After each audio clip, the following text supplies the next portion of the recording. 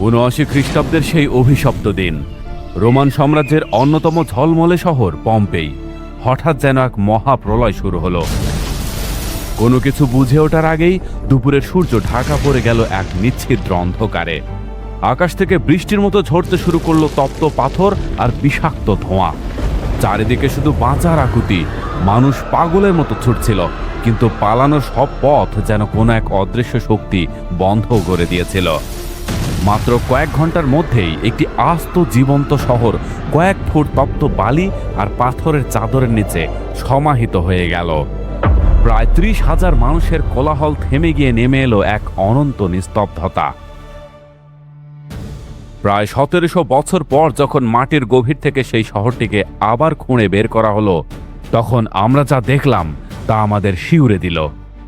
আমরা দেখলাম সেই ভুতুরে মুহূর্তগুলো যা সময়ের পাতায় আটকে গেছে। আমরা দেখলাম এক মা তার সন্তানকে শেষবারের মতো বুকের ভেতর আগলে ধরে আছেন। আমরা দেখলাম দুই প্রিয়জনকে যারা শেষ বিদায় জানানোর সুযোগটুকুও পাননি। কিন্তু কেন এই মহাপ্রলয়? কোনো যুদ্ধ বা বহিঃশত্রুর আক্রমণ ছাড়াই কিভাবে এক নিমিষে একটি শহর পৃথিবী থেকে মুছে গেল? অনেকের বিশ্বাস তাদের বিলাসবহুল জীবনধারা ও সামাজিক অবক্ষয়ই এই ধ্বংসের প্রতীক হয়ে উঠেছিল। কিন্তু ইতিহাস কি সত্যিই তাই বলে? কেন এই হাজার হাজার মানুষ পাথরের মূর্তিতে পরিণত হলো? কেন প্রকৃতি তাদের পালানোর সুযোগটুকুও দিল না? আজ আমরা উন্মোচন করব পম্পেই নগরের সেই বিস্ময়কর রহস্য। আমরা ফিরে যাব ইতিহাসের সেই শেষ ২৪ ঘন্টায়।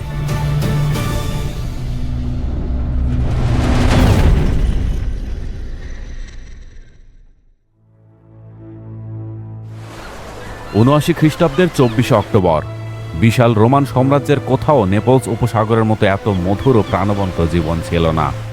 এই অঞ্চলটি ছিল কাম্পানিয়া ফেলিক্স বা ভাগ্যবান গ্রামাঞ্চল, রোমান অভিজাতদের প্রমোদ ভূমি এবং দক্ষিণ ইতালির বাণিজ্যের মূল কেন্দ্র।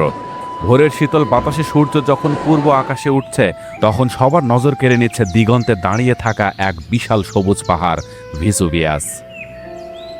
সবার কাছে এটি ছিল এক শান্ত, চিরচেনা এবং মহিমান্বিত অভিভাবক।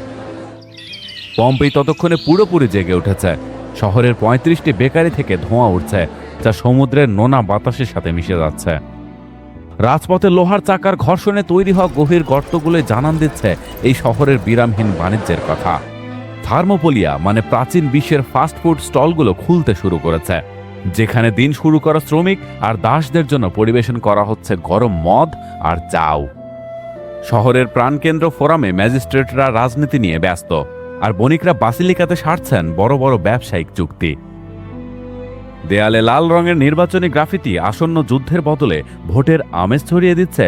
ক্যাসিলিয়াসকে ভোট দিন। হয়তো প্রায় ৩০,০০০ মানুষের এই ব্যস্ত শহরে আজ সবাই গ্রহণ করেছিল বড় কোনো পরিকল্পনা। ঠিক পশ্চিমে আরও একটি শহর ছিল, নাম হারকিউলেনিয়াম। পম্পেই যদি হয় ব্যবসার কেন্দ্র, হারকিউলেনিয়াম তবে বিলাসিতার স্বর্গ। এটি আকারে ছোট, পরিষ্কার এবং পম্পেইয়ের চেয়ে অনেক বেশি অভিজাত। সেনেটর আর উচ্চবিত্ত রোমানদের বাগান বাড়িগুলো সমুদ্রের নীল জলরাশির দিকে ধাপে ধাপে নেমে গেছে। এখানকার বাড়িগুলোর মোজাইক শিল্প আর সাজানো বাগান ছিল অকল্পনীয়। হারকিউলেনিয়ামের বাসিন্দারা উপভোগ করত ব্যক্তিগত লাইব্রেরি এবং চমৎকার সব গোসলখানা। পম্পেইয়ের শোরগোল থেকে দূরে এটি ছিল রোমান আভিজাত্যের চূড়ান্ত রূপ। ভিন্নধর্মী এই দুই শহরের সমৃদ্ধির মূলে ছিল ওই ভেসুভিয়াস পাহাড়। তাদের কাছে এটি ছিল এক মহান দাতা। এই পাহাড়ের ঢাল জুড়ে থাকা উর্বর কালো মাটিতেই জন্মাতো মূল্যবান ভেসুভিনাম মদ। পাহাড়ের গা ঢাকা সবুজ বন আর আঙ্গুর বাগান ছিল এই অঞ্চলের মানুষের জন্য স্বর্গের পটভূমি। তাদের কাছে এই পাহাড়টি ছিল এক অটল নির্ভরতা, যার ছায়াতলে তার প্রজন্মের পর প্রজন্ম নিশ্চিন্তে সুখে বাস করে আসছে। পম্পেইয়ের এই চোখ ধাঁধানো আভিজাত্যের আড়ালে লুকিয়েছিল এক ধরনের সামাজিক ও নৈতিক শিথিলতা। আধুনিক প্রত্নতাত্ত্বিকরা শহরটি খনন করার সময় এমন অনেক নিদর্শন খুঁজে পেয়েছেন যা রোমান সাম্রাজ্যের জীবনধারা সম্পর্কে গুরুত্বপূর্ণ ধারণা দেয়। পম্পেইতে পাওয়া গেছে অসংখ্য বিনোদন কেন্দ্র ও প্রাপ্তবয়স্কদের জন্য নির্ধারিত প্রতিষ্ঠান। বিভিন্ন ভবনের দেয়ালে সংরক্ষিত রয়েছে সাহসী ফ্রেস্কো ও শিল্পকর্ম, যা সেই সময়ের সামাজিক রুচি ও সংস্কৃতির প্রতিফলন হিসেবে বিবেচিত হয়। শহরের বিভিন্ন বাড়ি ও জনসমাগম স্থলে পাওয়া গেছে এমন সব শিল্পকর্ম প্রতীক যা আজকের দৃষ্টিতে অস্বাভাবিক মনে হলেও তখনকার মানুষের কাছে ছিল একেবারেই স্বাভাবিক। রাস্তার মোড়েও পাওয়া গেছে সৌভাগ্য ও সমৃদ্ধির প্রতীক হিসেবে ব্যবহৃত কিছু খোদাই চিত্র। অনেক ঐতিহাসিকের মতে পম্পেই শুধু একটি সমৃদ্ধ বাণিজ্য নগরী ছিল না, এটি ছিল রোমান সাম্রাজ্যের অন্যতম বিলাসবহুল সাংস্কৃতিক কেন্দ্র। বিপর্যয়ের আগের দিনগুলোতে প্রকৃতি তার সতর্কবার্তা চিৎকার করে জানাতে শুরু করেছিল, কিন্তু কেউ তা বুঝতে পারেনি।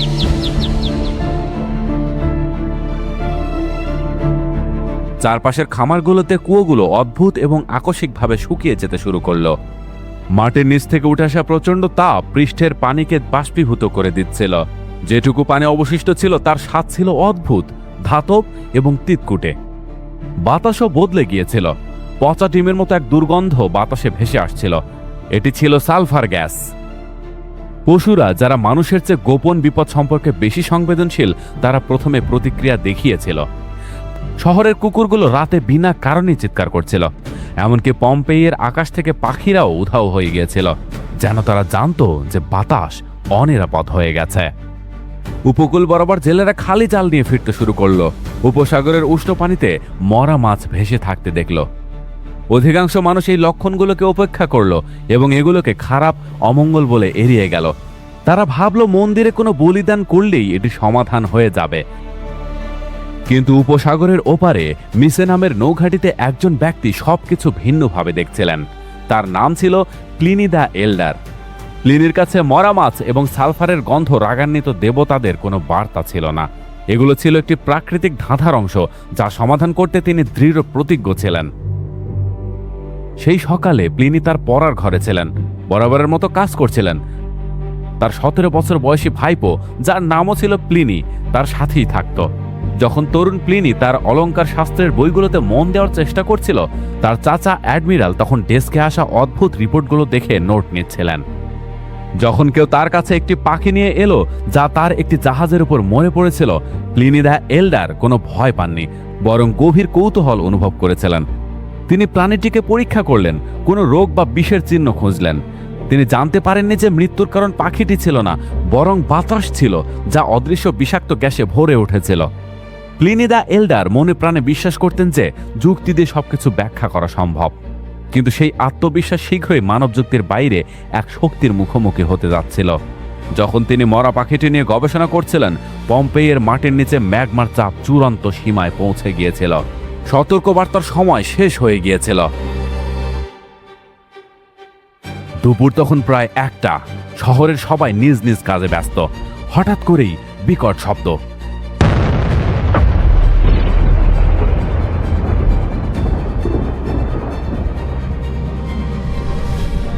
শুরু হলো কম্পন। শতাব্দী ধরে ভিসুভিয়াসের গভীরে জমা হওয়া ম্যাগমার প্রচণ্ড চাপ আর আটকে থাকতে পারল না। আগ্নেয়গিরির মুখ সিল করে রাখা সেই বিশাল পাথরের ঢাকনাটি এক ভয়াবহ বিস্ফোরণে কয়েক কোটি টুকরো হয়ে আকাশ অভিমুখে উড়ে গেল। সেই বিস্ফোরণের শব্দ ছিল অকল্পনীয়, এক গগন বিদারী গর্জন, যা আশেপাশের যে কোনো মানুষের কানের পর্দা ছিঁড়ে ফেলার জন্য যথেষ্ট ছিল। পম্পেইয়ের মাটি তখন এক প্রলয়ঙ্কারী ভূমিকম্পে কাঁপছে। মানুষ দিকবিদিক জ্ঞান হারিয়ে আছড়ে পড়ছে রাস্তার ওপর। মালামাল বোঝাই গরুর গাড়িগুলো খেলনার মতো উল্টে যাচ্ছে। আকাশ থেকে পোড়া মাটির টালির টুকরো আর পাথর বৃষ্টির মতো ঝরতে শুরু করেছে। কিন্তু সবচেয়ে বড় বিভীষিকা তখন উপরে। পাহাড়ের বুক চিরে ছাই, বিষাক্ত গ্যাস আর ফুটন্ত পাথরের এক দানবীয় স্তম্ভ শব্দের চেয়েও দ্রুত গতিতে আকাশের দিকে উড়ে গেল। উপসাগরের ওপারে মিসে নামে বসে তরুণ প্লিনি আর তার মা অবাক বিস্ময়ে তাকিয়ে রইলেন এই মহাপ্রলয়ের দিকে। প্লিনি পরে লিখেছিলেন, সেই স্তম্ভটি দেখতে ছিল এক বিশাল ভূমধ্যসাগরীয় পাইন গাছের মতো। একটি লম্বা ধূসর কাণ্ড সোজা আকাশের দিকে উঠছে, আর তা ডালপালার মতো ছড়িয়ে পড়ছে চারিদিক। সেই বর্ণনা এতটাই নিখুঁত ছিল যে আজ 2000 বছর পরেও বিজ্ঞানীরা এই ধরনের বিধ্বংসী অগ্নুৎপাতকে প্লিনিয়ান ফেজ নামে ডাকেন। প্লিনির সম্পর্কে বিস্তারিত একটু পরেই জানব। যাই হোক, পম্পেইতে তখন শুরু হয়েছে এক বিভীষিকাময় হাহাকার। মানুষ যা দেখছিল তা বিশ্বাস করতে পারছিল না। দুপুরের উজ্জ্বল সূর্য সেই দানবীয় ছাইয়ের মেঘে চিরতরে হারিয়ে গেল।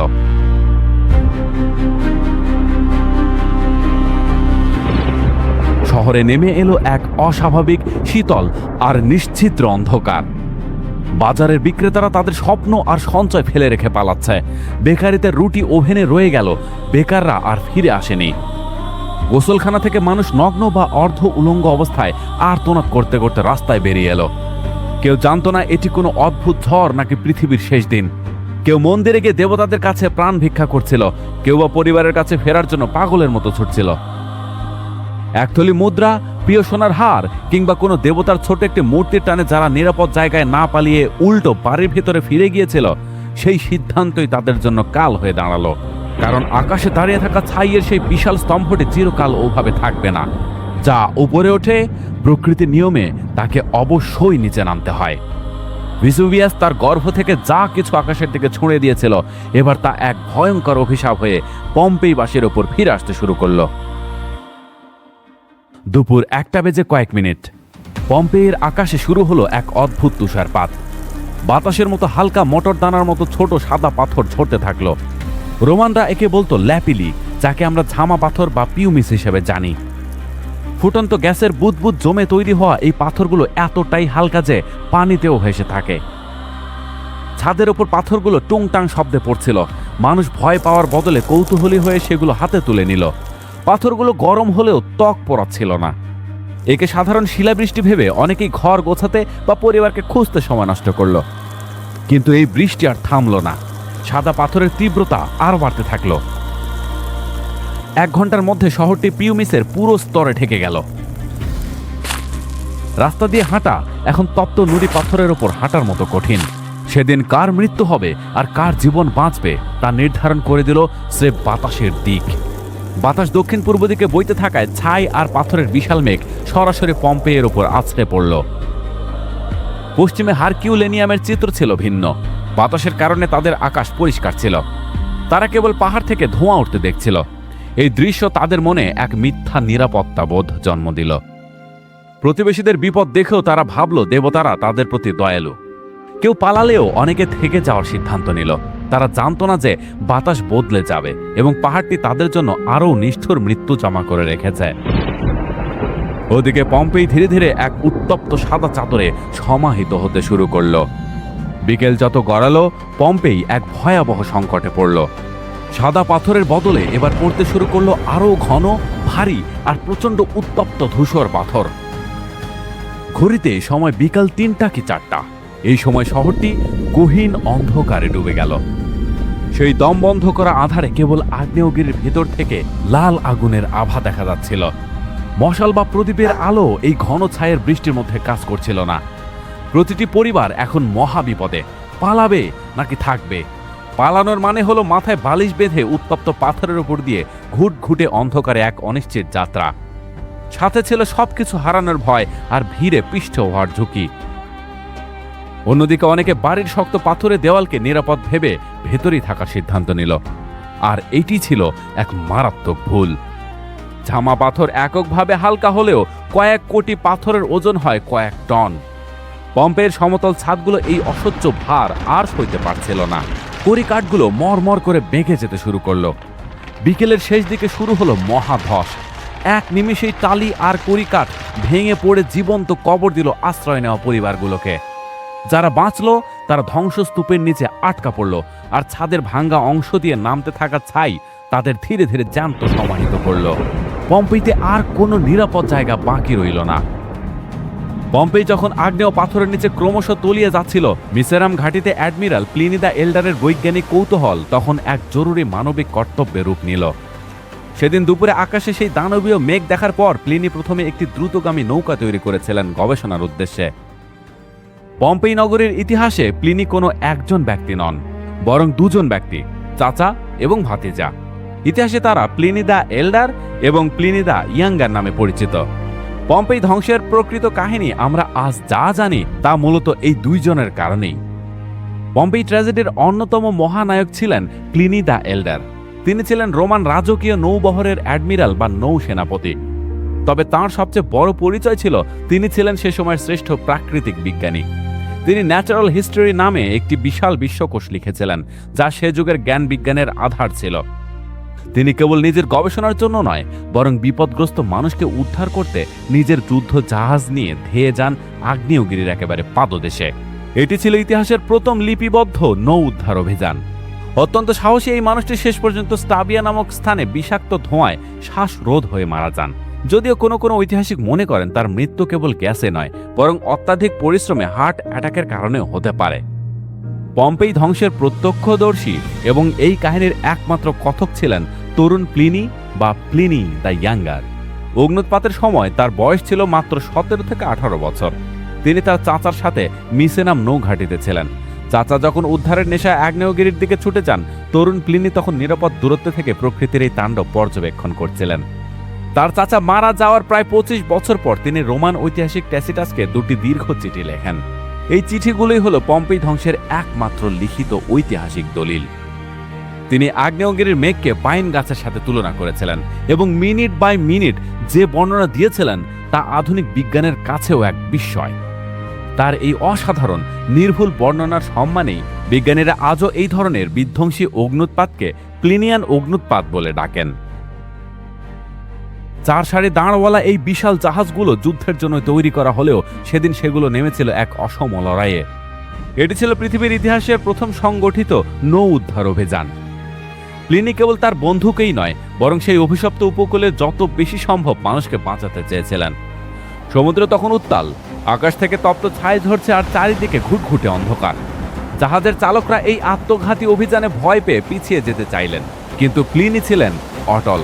তার ভাইপোর বর্ণনা অনুযায়ী অ্যাডমিরাল তখন সেই বিখ্যাত কথাটি বলেছিলেন, যা আজও ইতিহাসে অমর হয়ে আছে, অডেন্তেস ফরচুনা ইউভাত, অর্থাৎ ভাগ্য সাহসীদেরই সহায় হয়। সেই মহান নির্দেশে রোমান নৌবহর আগ্নেয় ঝড়ের একদম হৃৎপিণ্ডের দিকে রওনা হলো। প্লিনির সেই সাহসী নৌবহর শেষ পর্যন্ত হারকিউলেনিয়ামে পৌঁছাতে পারেনি। তারা উপকূলের যত কাছে আসছিল, পরিস্থিতি ততই নাগালের বাইরে চলে যাচ্ছিল।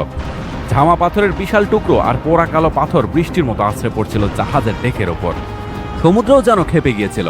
পাহাড় থেকে আসা ধ্বংসাবশেষে পানি অগভীর হয়ে পড়ায় জাহাজ আটকে যাওয়ার ভয়ে তীরে নামা অসম্ভব হয়ে পড়ে। রেটিনাকে উদ্ধার করতে না পেরে প্লিনি দ্রুত সিদ্ধান্ত বদলে দক্ষিণে স্ট্যাবিয়ার দিকে ঘুরলেন, যেখানে তার বন্ধু পম্পোনিয়াস থাকতেন। বিকেলে সেখানে পৌঁছে তিনি দেখলেন পম্পোনিয়াসের পরিবার চরম আতঙ্কে। বাতাস তীরের দিকে প্রচণ্ড বেগে বইতে থাকায় কোনো নৌকা নিয়ে সাগরে নামাও তখন ছিল প্রায় অসম্ভব। সুরক্ষার জন্য মাথার উপর বালিশ বেঁধে তারা সৈকতের দিকে রওনা হলেন। কিন্তু সাগরের পরিস্থিতি তখন আরও উত্তাল। সেখানে সমুদ্রের তীরে দাঁড়িয়েই প্লিনি হঠাৎ অসুস্থ হয়ে পড়লেন। স্থূলকায় এই মানুষটির দীর্ঘদিনের শ্বাসকষ্টের সমস্যা ছিল।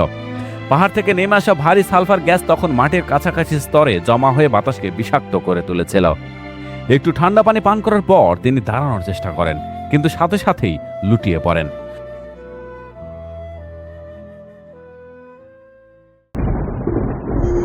25 অক্টোবর রাত 1টা।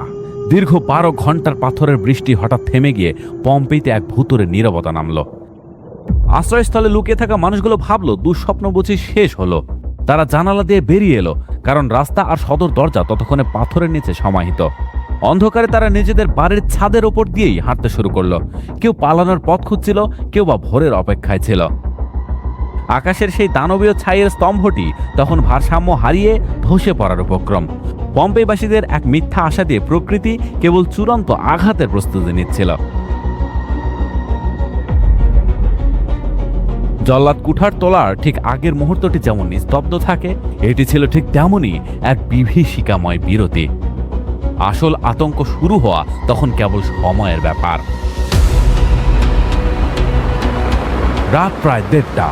ভিসুভিয়াসের সেই দানবীয় স্তম্ভটি আর আকাশে টিকে থাকতে পারল না।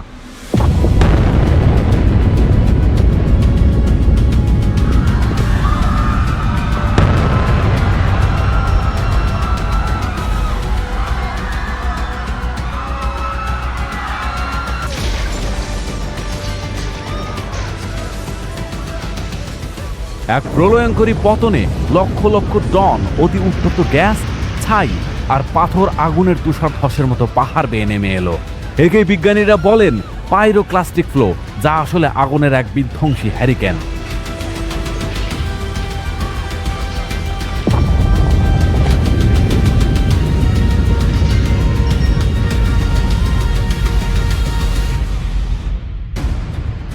হারকিউলিনিয়াম, যে শহরটি এতক্ষণ বাতাসের কৃপায় বেঁচেছিল, এবার সরাসরি এই আগুনের গ্রাসে পড়ল। বাতাসের তাপমাত্রা মুহূর্তেই কয়েকশো ডিগ্রি ছাড়িয়ে গেল। পালানোর বা কি ঘটছে তা বোঝার মতো সময়টুকুও কারো ছিল না। প্রচণ্ড তাপে ঘরবাড়ির কাঠগুলো পোড়ার সুযোগও পায়নি, তার আগেই সেগুলো সরাসরি কয়লায় বা চারকোলে পরিণত হলো। সমুদ্র তীরে শত শত মানুষ তখনও উদ্ধারের আশায় নৌকার অপেক্ষায় ছিল, যে নৌকা আর কখনোই আসবে না। ফুটন্ত মেঘ ভেতরে ঢোকার সাথে সাথে মৃত্যু এলো, তবে এটি ধীরে ধীরে শ্বাসরোধ হয়ে আসা মৃত্যু ছিল না। প্রচণ্ড তাপে মুহূর্তেই শরীরের পেশিগুলো কুঁচকে গিয়ে থার্মাল শকে তাদের প্রাণ গেল। চোখের পলকে রোমান সাম্রাজ্যের অন্যতম রত্ন হারকিউলিনিয়াম পৃথিবী থেকে চিরতরে মুছে গেল। পম্পেই রাতটুকু পার করতে পেরেছিল, কিন্তু ভোর তাকে ক্ষমা করেনি। সকাল হতেই আগ্নেয়গিরি থেকে ধেয়ে এলো আগুনের নতুন ঢেউ, পাইরোক্লাস্টিক ফ্লো। প্রথম কয়েকটা ঢেউ শহরের দেয়ালের কাছে এসে থমকে গেলেও চতুর্থ ঢেউটি ছিল অপ্রতিরোধ্য। এক জ্বলন্ত মেঘ পম্পেয়ের সুরক্ষা দেওয়াল টপকে শহরের রাস্তায় আছড়ে পড়ল এবং কয়েক সেকেন্ডের মধ্যে নিভিয়ে দিল প্রতিটি প্রাণের স্পন্দন। এখানকার মৃত্যু ছিল হারকিউলিনিয়ামের চেয়েও বেশি যন্ত্রণাদায়ক। বিষাক্ত গ্যাসে ভরা সেই ফুটন্ত বাতাসের একটি মাত্র শ্বাস তাদের ফুসফুসকে পুড়িয়ে দিয়েছিল। শহরটি যখন নিস্তব্ধ হয়ে গেল, আকাশ থেকে নামা সূক্ষ্ম ছাই পাউডারের মতো তাদের দেহগুলোকে ঢেকে দিল। সময়ের সাথে সাথে সেই ছাই হয়ে উঠল পাথরের মতো এক নিরেট খোলস।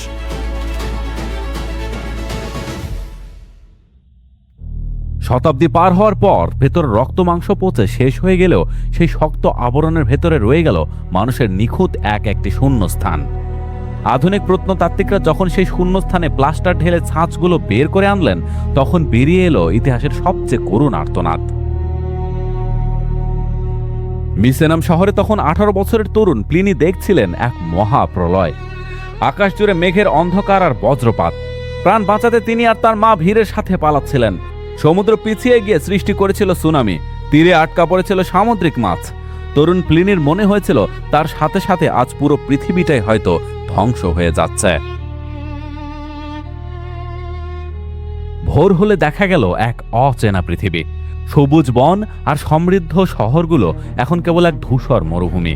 অগ্নুৎপাতে ভেসুভিয়াসের চূড়া উড়ে গিয়ে তৈরি হয়েছে বিশাল এক ক্ষত বা ক্রেটার। পম্পেই চাপা পড়েছে ছাইয়ের নিচে, আর হারকিউলিনিয়াম হারিয়ে গেছে শক্ত পাথুরের স্তরের তলায়। সম্রাট টাইটাস ত্রাণ পাঠালেও ধ্বংসলীলা এতই ব্যাপক ছিল যে পুনর্গঠন অসম্ভব হয়ে পড়ে। যারা বেঁচে ফিরেছিল তারা কেবল দীর্ঘশ্বাস ফেলে চিরতরে নিজেদের ভিটে মাটি ছেড়ে চলে গেল। সময়ের সাথে সাথে পম্পেয়ের নাম মানচিত্র থেকে মুছে গেল।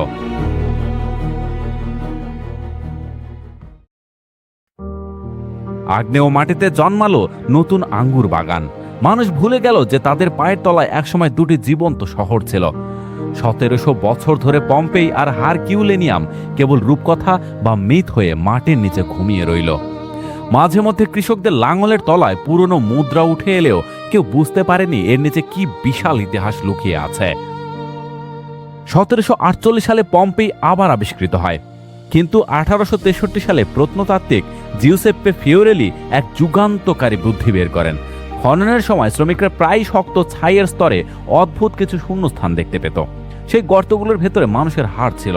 ততক্ষণ পর্যন্ত কেউ সেগুলোকে খুব একটা পাত্তা দেয়নি। ফিওরেলের মাথায় একটি চমৎকার বুদ্ধি এলো। তিনি বুঝতে পারলেন যে ওই খালি জায়গাগুলো হলো ভিকটিমদের দেহের ছাঁচ, যা তাদের দেহ পচে যাওয়ার পর তৈরি হয়েছে। উত্তপ্ত ছাই মৃত্যুর মুহূর্তে তাদের চারপাশে শক্ত হয়ে গিয়েছিল এবং তাদের সঠিক আকৃতিটি ধরে রেখেছিল। ফিওরেলি তার লোকদের নির্দেশ দিলেন যে যখনই তারা এমন কোনো শূন্যস্থান পাবে, তারা যেন সেটি ভেঙে না ফেলে। পরিবর্তে তারা যেন একটি ছোট ছিদ্র দিয়ে তাতে তরল প্লাস্টার ঢেলে দেয়। প্লাস্টার শক্ত হওয়া পর্যন্ত অপেক্ষা করে এবং তারপর সাবধানে চারপাশের ছাই সরিয়ে ফেলে। ফলাফল ছিল হাড় হিম করা। মাটি থেকে যা বেরিয়ে এলো তা শুধু কঙ্কাল নয়, বরং মানুষের অবয়ব। প্লাস্টার তাদের মৃত্যুর যন্ত্রণার মুহূর্তটিকে ভয়াবহ নিখুঁতভাবে ধরে রেখেছিল। তাদের পোশাক, মুখের অভিব্যক্তি, এমনকি জীবনের শেষ সেকেন্ডে তাদের পেশির টানও দেখা যাচ্ছিল। পম্পেয়ের এই করুণ কাহিনী ইসলামের দৃষ্টিতে কেবল একটি ভৌগোলিক দুর্ঘটনা নয়, বরং এটি পথভ্রষ্ট মানুষের জন্য মহান আল্লাহর এক চূড়ান্ত নিদর্শন। ইসলামী স্কলারদের মতে পম্পেই নগরী ছিল তৎকালীন রোমান সাম্রাজ্যের ব্যভিচার আর চারিত্রিক অধপতনের মূল কেন্দ্র, যার সাথে লূত আলাইসাল্লামের কওমের পাপাচারের হুবহু মিল পাওয়া যায়। আবার ইহুদি এবং খ্রিস্টানদের কাছে এই ধ্বংসযজ্ঞ ছিল রোমানদের অন্যায়ের বিরুদ্ধে এক ঐশ্বরিক প্রতিশোধ।